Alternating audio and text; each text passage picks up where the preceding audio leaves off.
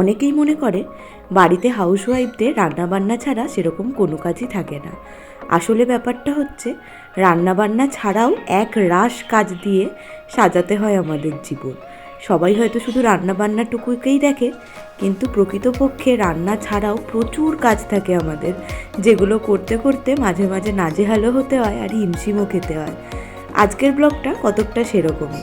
রান্নাবান্না কম করলেও এক্সট্রা যে কত কাজ করতে হয় তাই দেখিয়েছি আজকের ব্লগে। আশা করি ব্লগটা আপনাদের ভালো লাগবে।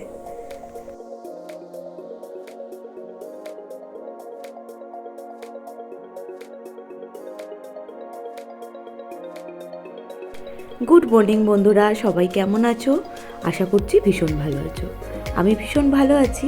আর দীপার সারাদিনের সাতকাহনের আরও একটা নতুন ব্লগে তোমাদেরকে স্বাগত জানাচ্ছি। আজকের দিনটা হচ্ছে শুক্রবার, আর এখন ঘড়িতে সময় হচ্ছে প্রায় 8টা সাড়ে 8টার মতো, ঠিক মতো জানি না। সকাল থেকেই টুকটুক করে কাজকর্ম সারছি, তো ঘড়ি দেখার সময় হয়নি। আজকে অনেকটা সকালে ঘুম ভেঙে গেছে। আর এই যে গতদিন পিঠে করার চক্করে যে জিনিসপত্র এলোমেলো হয়েছিল, বাসন কুসন গোছানো হয়নি, তো সেগুলো আর গোছানো হয়নি। তো ভাবলাম সকাল সকাল যখন উঠেছি আগে এই কাজগুলো সারি। জায়গার জিনিস জায়গায় গোছানো না থাকলে আসলেই কিন্তু দেখতে খুব খারাপ লাগে, আর পরে না খুব জড়তা কাজ করে, তখন আর গোছাতে ইচ্ছা করে না। তাই এই যে আজকে একদম সকালবেলা উঠেই আগে এই কাজগুলো সারছি। আর এই টেবিলটাতে যে কোথা থেকে এত ধুলো আসে বিশ্বাস করো সত্যিই জানি না। সারাদিনে 2-3বার তো এইভাবে পরিষ্কার করাই হয়, তাও দেখতে হয় সকালবেলা গুড়ি গুড়ি ধুলো পড়ে একাকার হয়েছে। আর দেখবে যে জায়গাটায় সব থেকে বেশি বসা হয় বা কাজ করা হয় সেই জায়গাটা যদি এরকম ধুলো পড়ে থাকে, বিষয়টা একদমই ভালো লাগে না। তাই মোটামুটি ভালোভাবে মুছে পরিষ্কার করে নেওয়াটাই সকালবেলা উঠে আমার প্রথম কাজ হয়।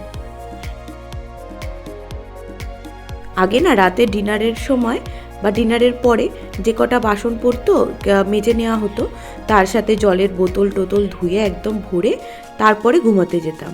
এই কিছুদিন ধরে একটু ঠান্ডা ঠান্ডা ভাবটা পড়েছে, তাই রাতের দিকে আর বেশি কাজকর্ম করা হয় না। তাই এই জল ভরার কাজটা একদম সকালবেলা উঠেই করতে হয়।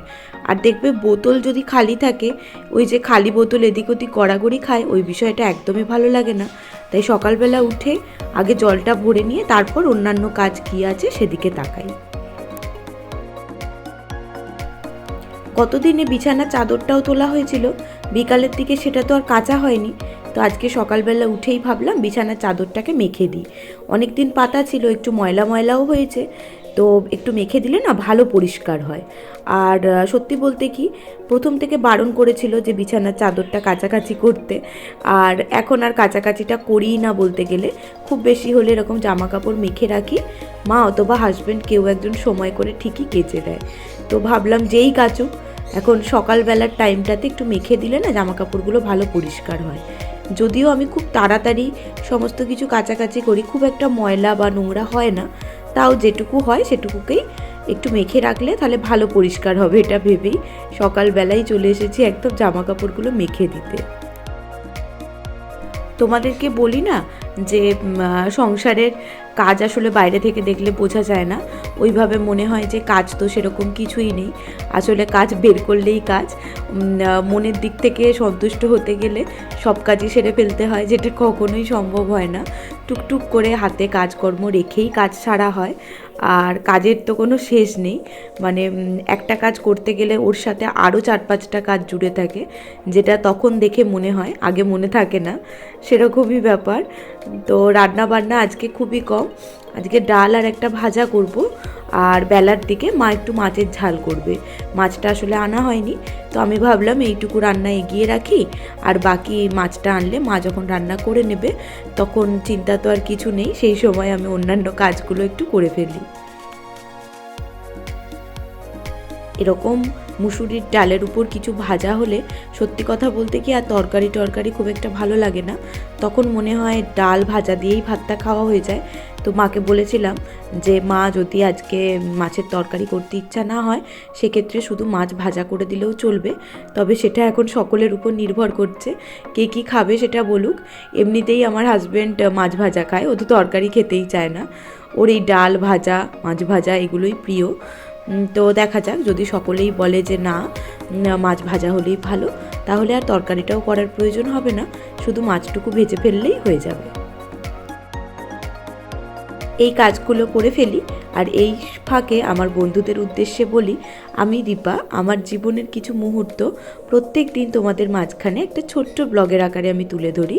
সেগুলো যদি ভালো লেগে যায় তাহলে ছেড়ে যাবার আগে প্লিজ লাইক কমেন্ট শেয়ার করে যেও।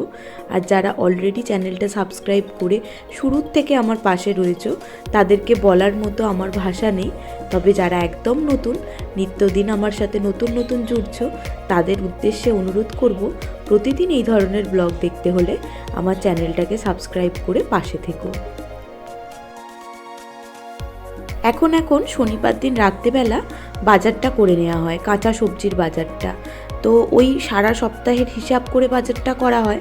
তো এই শুক্রবার আস্তে আস্তে বা শনিবার আস্তে আস্তে বাজার মোটামুটি শেষের দিকে হয়ে আসে। তো আজকে দেখলাম ফ্রিজে কয়েকটাই শিম পড়ে আছে, তো এই শিমগুলো যদি আজই খেয়ে ফেলা না হয় তাহলে কিন্তু শিমগুলো ওরকমভাবেই নষ্ট হয়ে যাবে। তাই আজকে একটু আলু দিয়ে, শিম দিয়ে, পেঁয়াজ দিয়ে ভাজা করে নিলাম, আর মুসুরির ডাল তো করলামই। আর এখানে রয়েছে আমার দুধ, এটা বেশি করে সকালবেলা একবারে নেওয়া হয়, তো ওটাই ফুটিয়ে রাখা হয়েছিল, এখন সরিয়ে রাখলাম। আর মাছটা এখনও নিয়ে আসা হয়নি, তো মাছটা নিয়ে এলে মা তারপরে রান্না করবে। আমি স্নান সেরে নিয়েছি এর মাঝেই, আর যে জামা কাপড়গুলো ছিল ওগুলো মা কেচে দিয়েছে, তো ওগুলোকেই এখন মেলে দিচ্ছি। কেচে দিয়ে মাকে বলেছিলাম রেখে দাও, আমি পরে মেলে দেবো। তো মাও রেখে দিয়ে স্নান টান সারতে গেছে, এর ফাঁকে আমি জামা কাপড়গুলোকে একটু মেলে নিচ্ছি। আর তোমাদেরকে বললাম না, একটা কাজ দিয়ে কখনো একটা কাজ হয় না। যেমন দেখো, সকাল থেকেই জানতাম জামা কাপড়গুলো কেউ কেচে দেবে, আমাকে শুকনো দিতে হবে।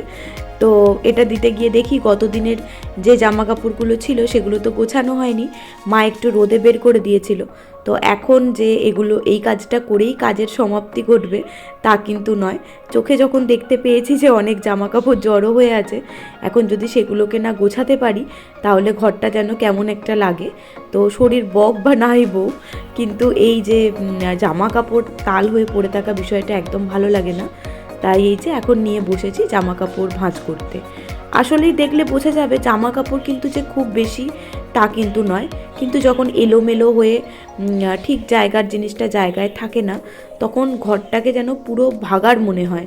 আর ওই দু চারটে জামা কাপড়ের জন্যই তুমি ঘর যতই পরিষ্কার করে রাখো বা যতই সুন্দর করে রাখো, দেখবে সেই সৌন্দর্যটা কোথাও না কোথাও কমে যায়। আর দরকারের জিনিস যেখানে পাওয়া যায় সেখানে পাওয়া না গেলে পরবর্তীকালে খোঁজাখুঁজির বিষয়টাও একদমই ভালো লাগে না। তো সব মিলিয়েই জামা কাপড়গুলো গুছিয়ে রাখাটাই বুদ্ধিমানের কাজ বলে আমি মনে করি। আর আমি সব দিন বিকালেই গুছিয়ে ফেলি, তবে ওই যে গতদিনকে পিঠে টিঠে করছিলাম বলে এই কয়েকটা কাজ স্কিপ করে গেছিলাম, আর সেটাই দেখো এখন জমে গেছে।